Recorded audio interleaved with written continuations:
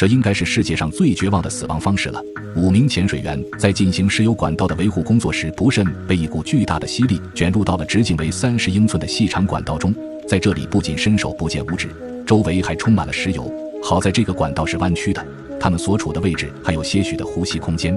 但随着管道里的水位逐渐上升，留给他们的时间也越来越少，他们没办法再继续等待了，需要尽快想办法出去。但是他们已经完全迷失了方向，加上身边还有又厚又滑的油泥，所以他们在这个长达300多米的管道中折腾了1个小时，也没有找到出口。此刻的他们已经筋疲力尽了，加上5人身上还有不同程度的伤，其中3人表示已经彻底游不动了，身上的伤也很重。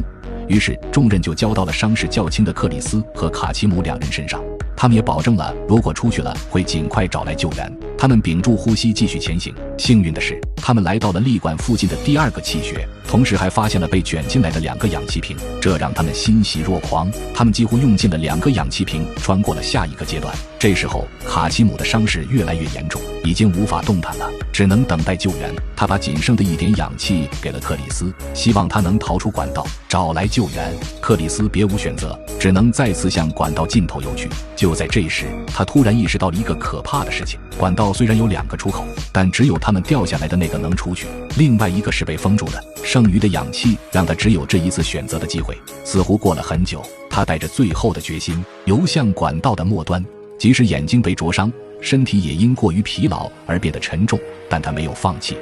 好在他是幸运的，终于到达了管道顶端。他拼命地敲击和呼喊，让他成功得救。克里斯出来之后，立刻告知了救援人员管道的情况，并要求他们立刻采取救援。但令他没想到的是，石油管道公司认为距离事情发生已经过了2个多小时，他们的氧气也已经耗尽，管道里面的石油很可能让里面的4个人在几分钟之后被淹死，所以不值当的营救。虽然不准备营救，但是他们也象征性地派了2个救援潜水员去敲击管道，试图找到他们。而管道里面的4人听到敲击声之后，以为是救援的到来，开始敲击回应。不过他们在里面等了1个小时又1个小时，依然没有救援人员的到来。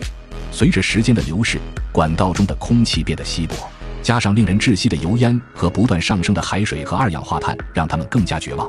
没想到坚持了这么久，等来的也只有黑暗。